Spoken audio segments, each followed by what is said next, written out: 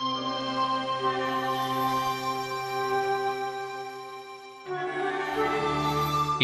വാമനപുരം നദീതീരത്ത് കൊല്ലംപുഴയിലുള്ള മാനസപുര. രാജഭരണത്തിന്റെ സ്മൃതികൾ ഉണർത്തി നിൽക്കുന്ന മാനസപുരയെ ഇന്ന് നാട്ടുകാർ പോലും മറന്നിരിക്കുന്നു. കൊല്ലംപുഴ കൊട്ടാരത്തിലെ കുടുംബാംഗങ്ങൾ വിശ്രമവേളകൾ ചിലവഴിച്ചിരുന്നത് ഇവിടെയാണ്. നിറഞ്ഞൊഴുകുന്ന നദിയുടെ കരയിൽ കുളിർക്കാറ്റേറ്റ് വിശ്രമിക്കാൻ പ്രത്യേകമായി ഒരുക്കിയ ഇടം. മനസ്സ് തുറന്ന് എല്ലാം പറയാൻ സൗകര്യമുള്ള ഇടമായതുകൊണ്ടാവാം ഇതിന് മാനസപുരയെന്ന് പേര് വന്നതെന്ന് പഴമക്കാർ പറയുന്നു. കാലം കുറെ കൂടി പിന്നിട്ടപ്പോൾ കൊല്ലംപുഴ നദീതീരം വ്യാപാര കേന്ദ്രമായി. അതോടൊപ്പം വള്ളത്തിൽ നദീതീരത്തേക്ക് കൊണ്ടുവരുന്ന ചരക്കുകൾ കയറ്റി അയക്കാനുള്ള ഇടമായി മാനസപുര.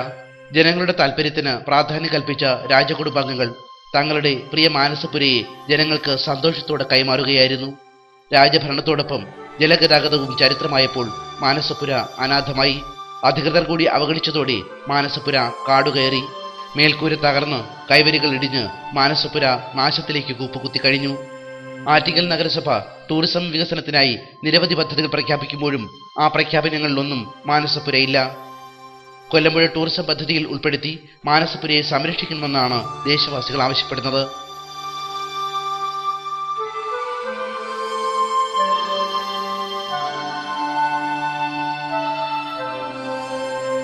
SCV news, Attingal.